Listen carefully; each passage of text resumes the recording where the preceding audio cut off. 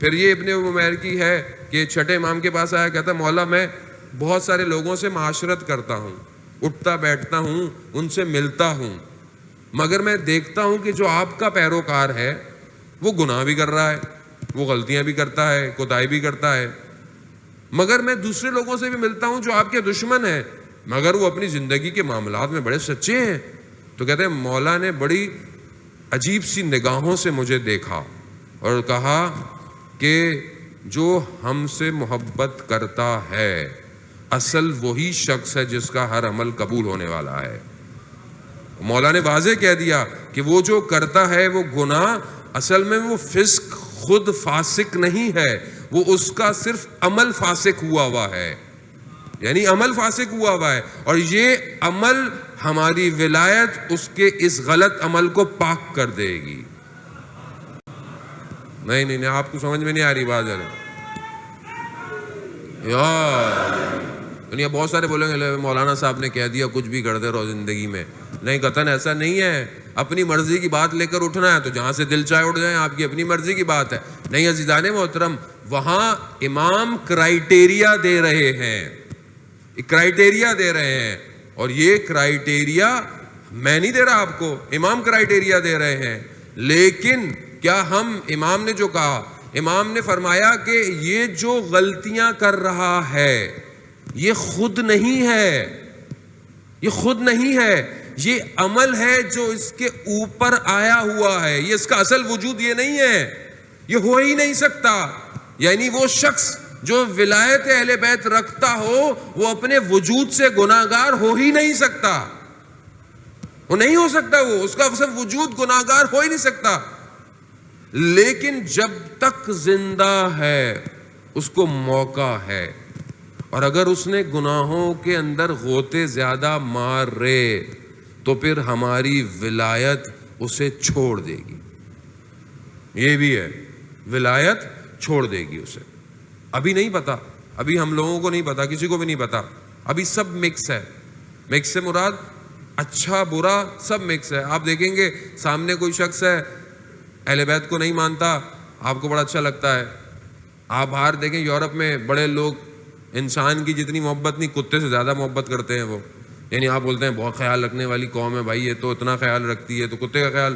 میں جرمنی گیا، ہمارے ایک دوست جاب کرتے تھے تو آئے، کہنے لگے ہمارے آفس میں خاتون تھیں، کچھ دنوں بعد آئیں تو ہم نے پوچھا بہت دن ہو گئے آپ، کہتا وہ میری والدہ کا انتقال ہو گیا تھا، میں دوسرے شہر تھی تو ان کی جائیداد اور چیزیں تھیں، وراثت تقسیم کر رہی تھی، پھر میرے والد تھے بوڑھے تھے، ان کو میں اولڈ ہاؤس، وہ جو بوڑھوں کے گھر ہوتے ہیں وہاں چھوڑ کر آئی، مگر میری والدہ کی ایک نشانی تھی وہ میں ساتھ لے آئی۔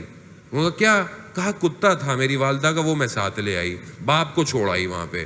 مطلب وہ قوم ایسی ہے لیکن ہمیں بہت اچھی نظر آتی ہے کیونکہ ہم نے دور سے دیکھا ہے۔ تو عزیزان محترم، یہ اگر جو اچھائیاں، یہ جو امکانات خدا انہیں دے رہا ہے حدیث کی روشنی میں، یہ تا قیامت جو بھی وقت ہے ظہور کا، اس وقت تک انہیں موقع دیا جا رہا ہے، انہیں موقع۔ خوب مومن کیوں پریشان ہے؟ مومن کے اوپر سختی کیوں ہے؟ مومن کیوں امتحان میں مبتلا ہے؟ پھر تو آپ کیا سمجھتے ہیں کہ جب رسول خدا حضرت محمد مصطفیٰ صلی اللہ علیہ وآلہ،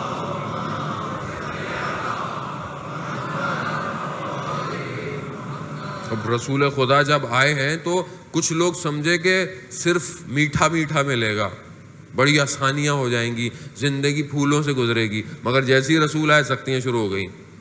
عزیزان محترم، حق ہمیشہ سختیوں سے گزرتا ہے، ورنہ حق میں آپ کو آزمایا کیسے جائے گا؟ اصحاب رسول بعض اوقات ایک ہی کھجور ہوتی تھی اور کتنے لوگ اس کھجور سے جو ہے وہ اپنے آپ کو سیراب کرتے تھے، ایک ہی کھجور ہوتی تھی، جگہ نہیں ہے سونے کی، مشکلات تھیں عالم میں، وہ آج بھی مشکلات ہوں گی، آپ حق پہ چلیں، آپ کے اوپر سختیاں ہیں۔ آپ سامنے دیکھتے ہیں یار وہ تو نہ نمازیں پڑھتا ہے نہ روزے رکھتا ہے، مگر دیکھیں یار سب اچھا چل رہا ہے۔ یہ اچھا جو ہے نا اس کا یہ ظاہر، یہ یہیں تک ہے، یہ یہیں دنیا تک ہے، اور یہ دنیا بہت محدود ہے، بہت محدود ہے۔ مومن کے لیے الدنیا سجن و مومن، دنیا مومن کے لیے زندان ہے، قید خانہ ہے۔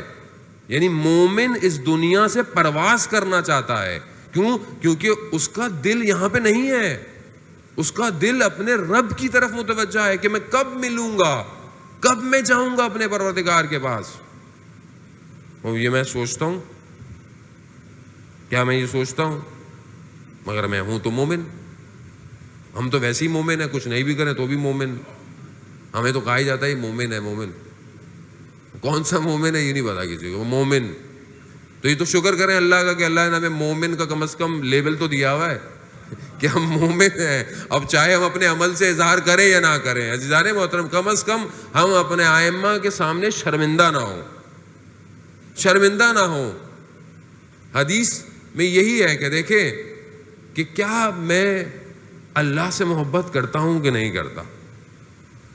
حدیث آتی ہے کہ انسان اپنے دل کی طرف متوجہ ہو، اپنے دل کی طرف متوجہ ہو، دیکھے کہ وہ خدا سے اور خدا کے پیروکاروں سے محبت کرتا ہے اور خدا کے دشمن سے اور اس عمل سے بیزاری ہے یا نہیں ہے. اپنے اندر دیکھے تو چاہے اس کا عمل جیسا بھی ہو وہ خدا اس سے محبت کرے گا اور خدا اسے خیر عطا کرے گا. اگر اس کے دل میں خدا سے محبت نہیں ہے اور اللہ اور اس کے رسول اور ائمہ کے دشمنوں سے اس کے دل میں محبت ہے تو وہ چاہے جتنی نمازیں پڑھ لے، جتنے سجدے کر لے، جتنے طواف کر لے، وہ خدا کی بارگاہ میں کوئی قبول ہونے والے نہیں ہے. عزیزان محترم، اسی لیے